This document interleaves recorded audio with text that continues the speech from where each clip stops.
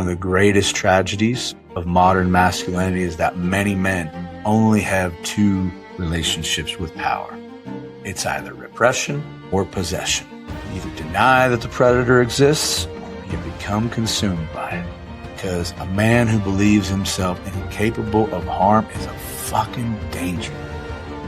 We tell ourselves that the monster lives somewhere out there. That's Jeffrey Epstein. That's these rapists. That's these abusers. That's fucking psychopaths, right? We imagine all of these men as fundamentally different than who we are. A predatory energy, it doesn't work that way. Just give me 30 seconds of your time. First off, a huge thank you for listening, because you tuning into the show week after week means the world to me. And it's proof that this dream that started way back when I was just a boy in Possum Hollow is bigger than I ever could have imagined.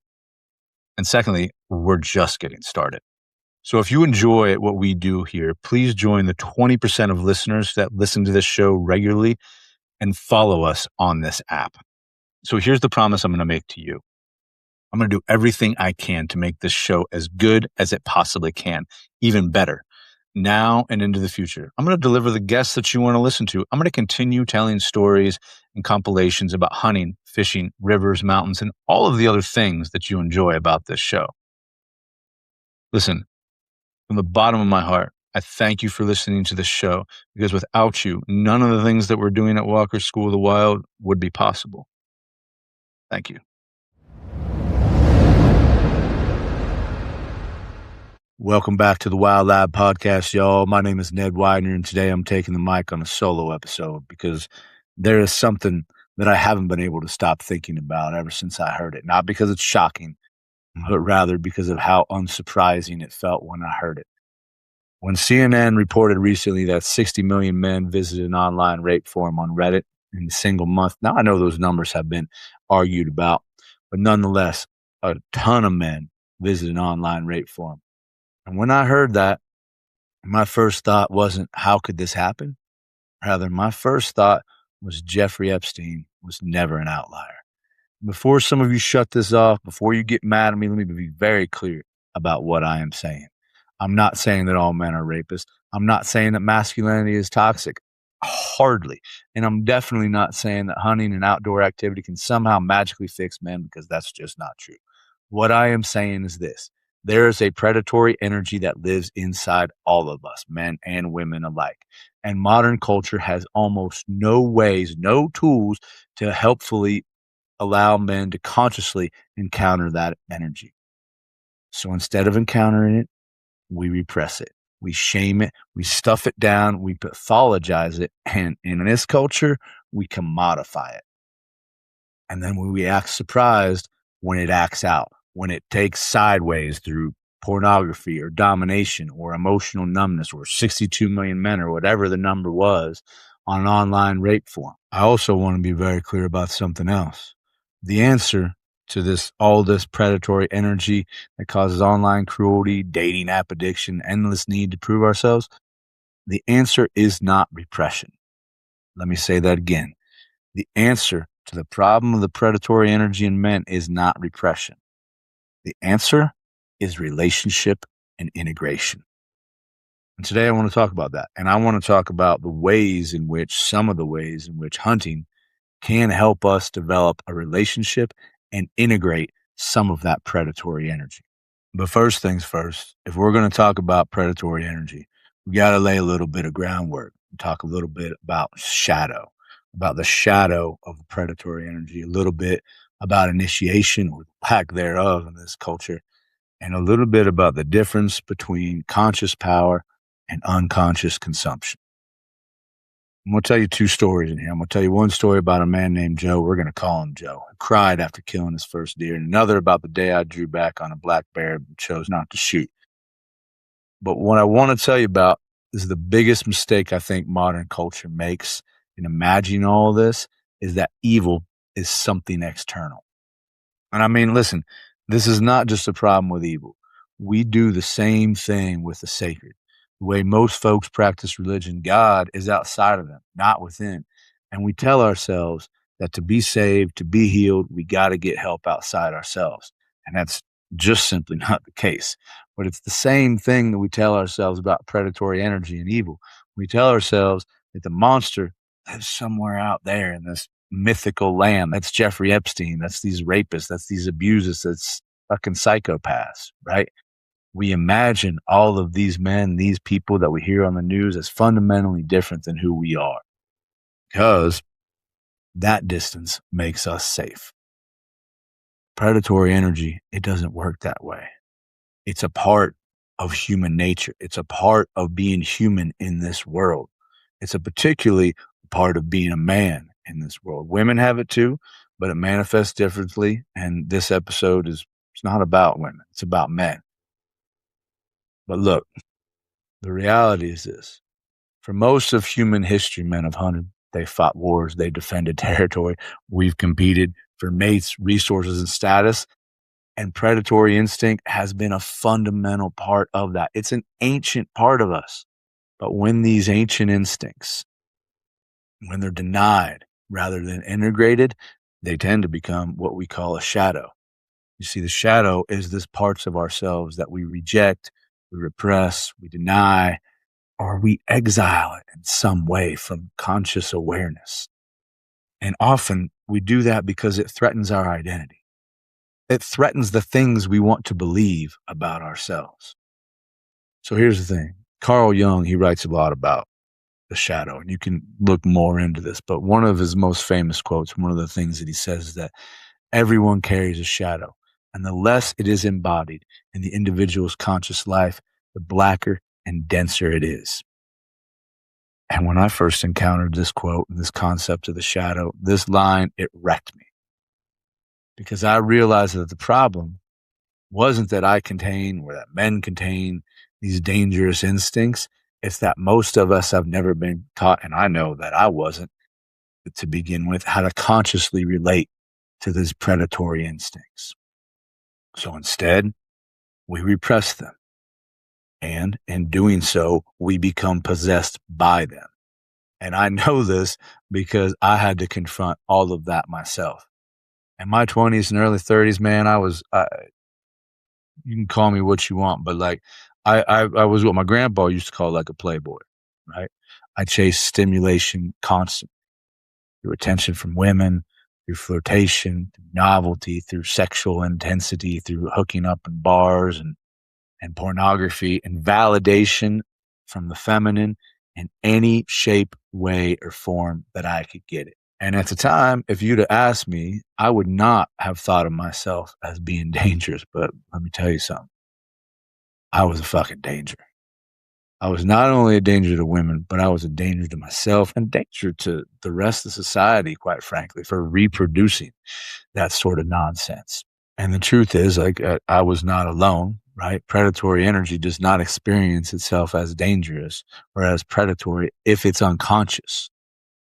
Because oftentimes it manifests itself as loneliness, and we want this external validation. We want to receive external validation from the feminine, from other people.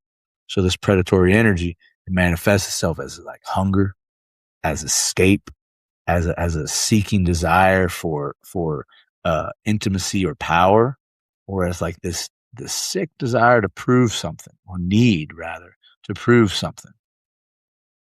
And here's the thing. Modern culture is super good at feeding that part of ourselves. Think about the world most of us live in. Pornography is everywhere.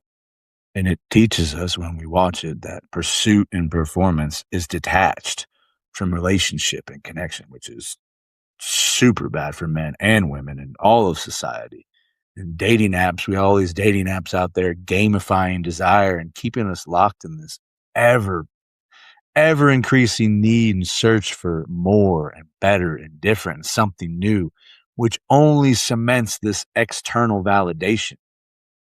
And it deepens these what we call like junk values that will never be satiated because they're dependent on external outcomes, not internal feelings, right? And algorithms, they monetize male outrage and loneliness, and they turn it into likes and clicks and money. And people like Andrew Tate and some of these red pill humans out there, But everywhere we look, consumer culture, it tells us one thing, it tells men and women one thing: consume more, acquire more, dominate more, optimize more, be more, as if we aren't enough already, right? That's the message that we take from that.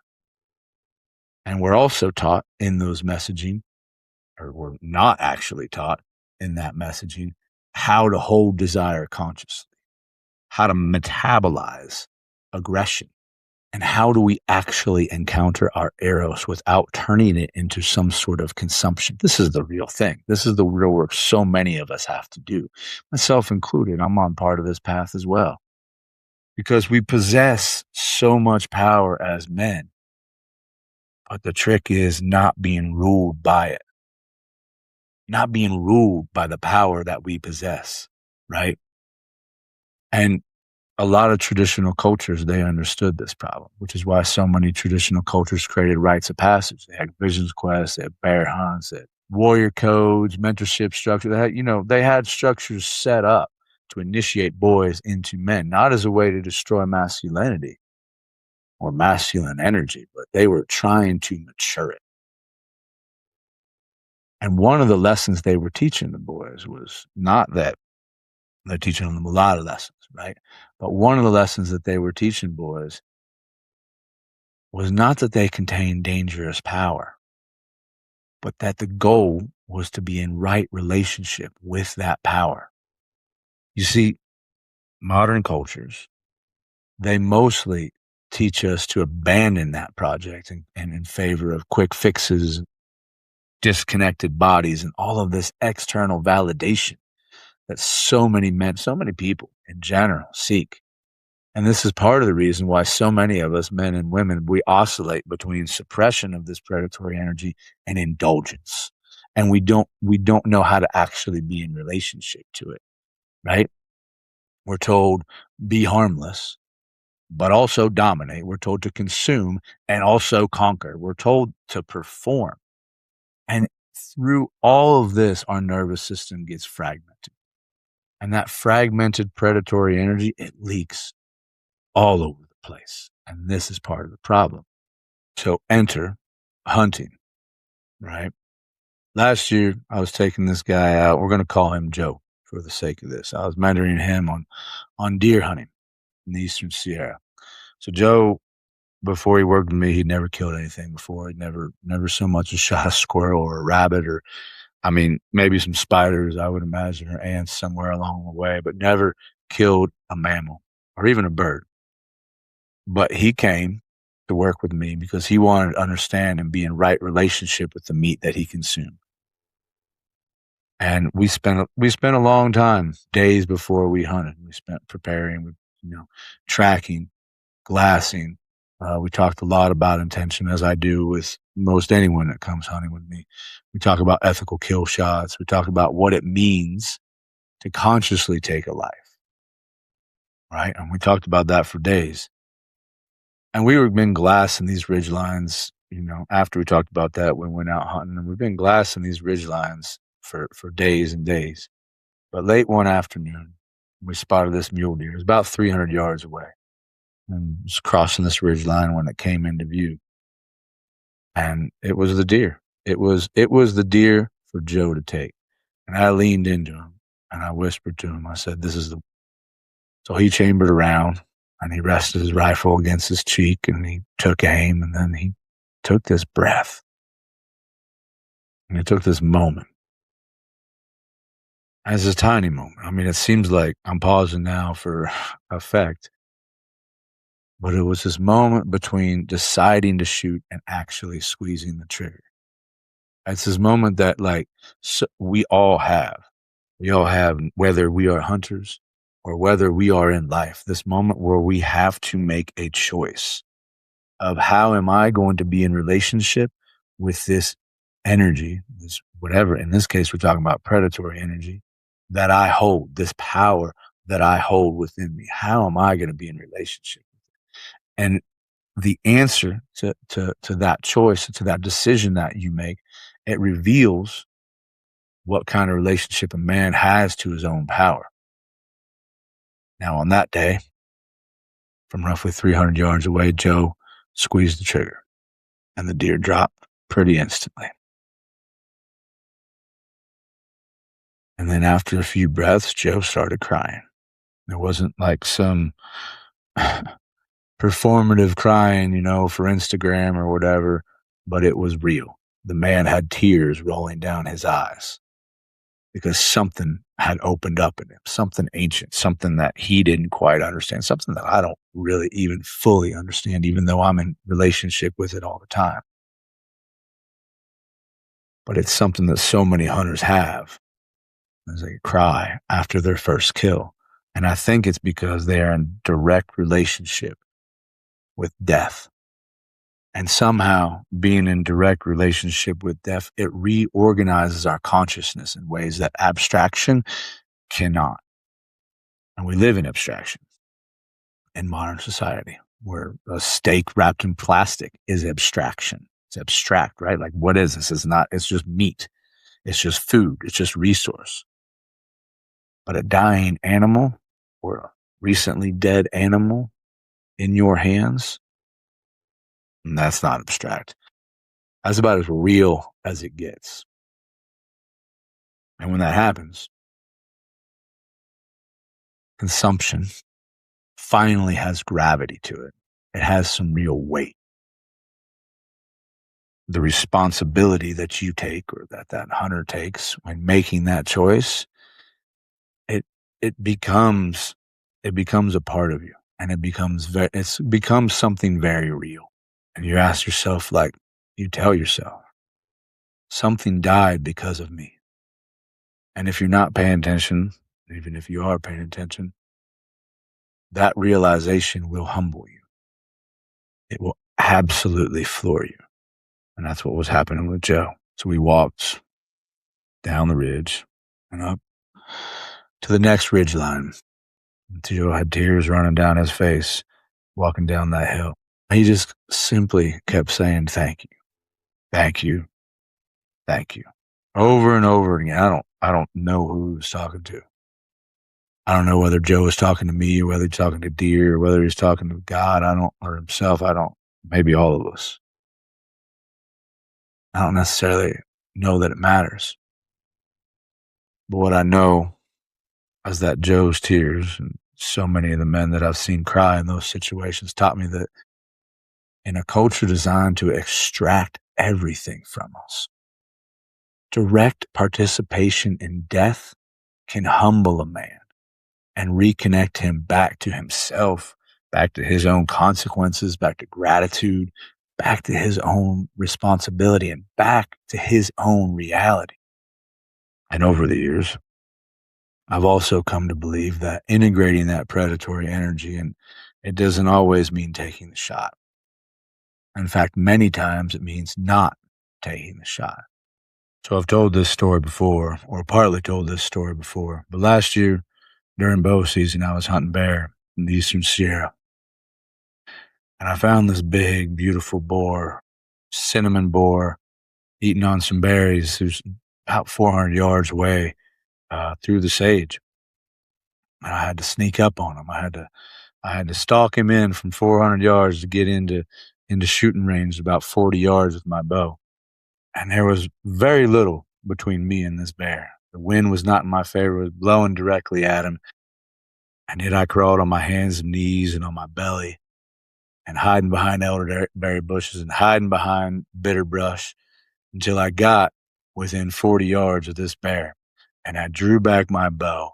And as soon as I did, this bear, I swear to God, the bear looked at me and I looked at him.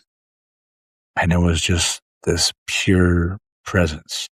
It's a presence that I've seen many times in other animals and horses. And it's a presence that I recognize in myself as a certain particular wildness, And in that moment, I had just had one thought. It wasn't just, can I kill this bear? But the question was rather, do I need to?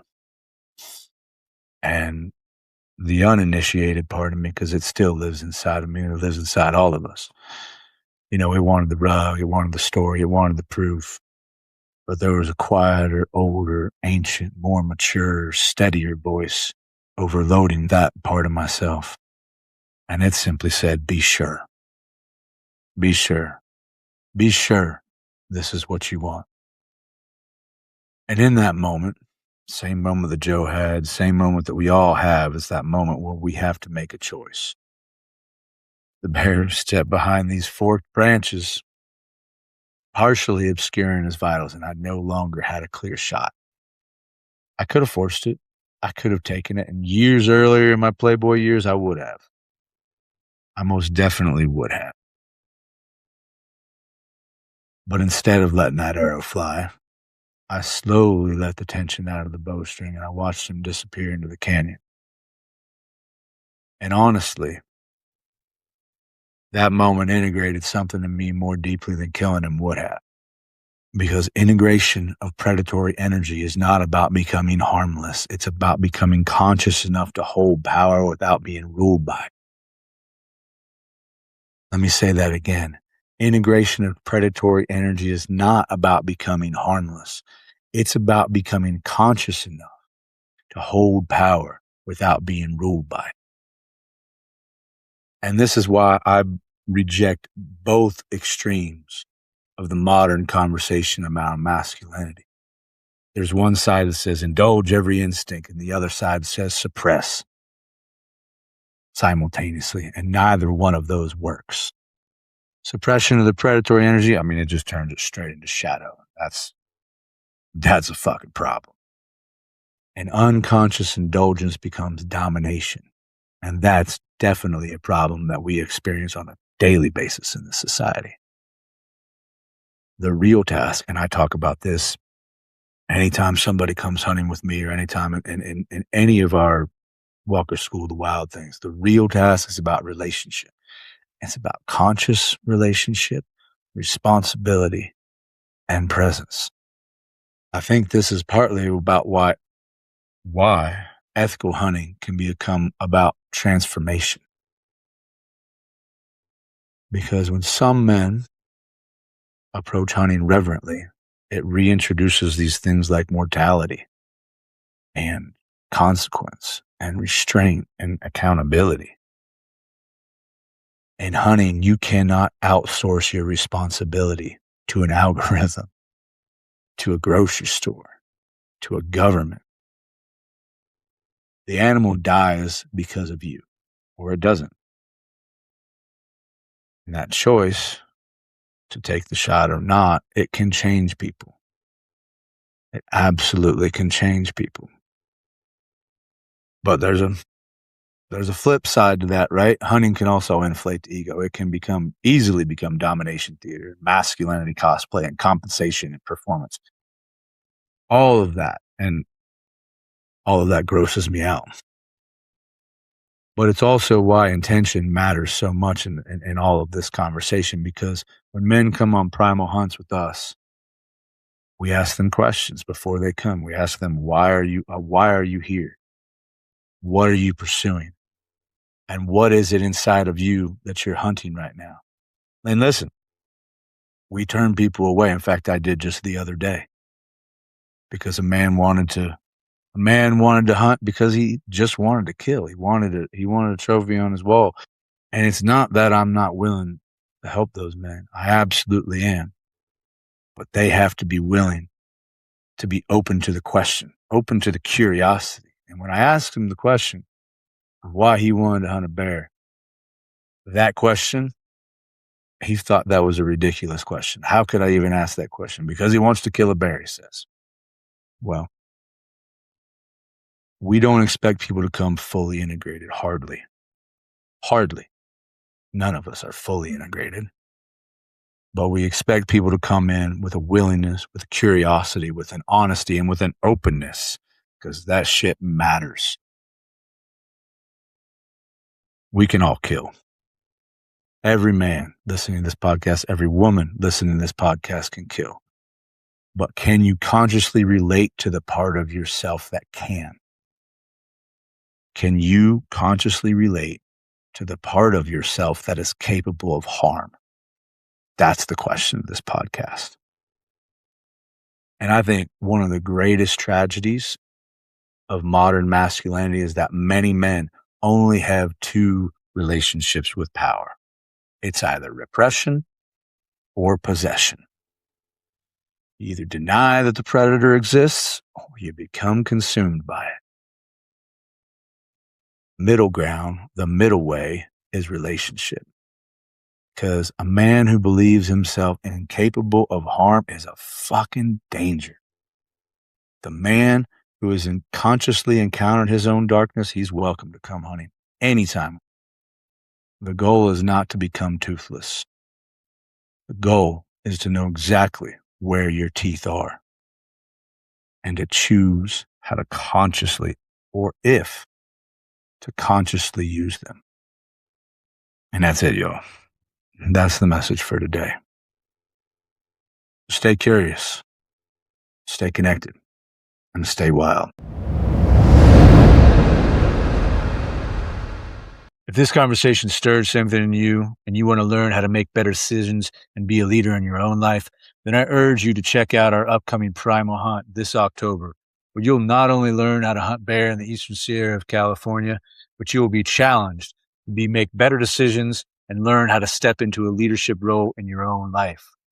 To learn about that offering and all the other offerings at Walker School in the Wild and ways you can connect with yourself and the land, check us out at www.stepintoyourwild or on all the socials at Step Into Your Wild.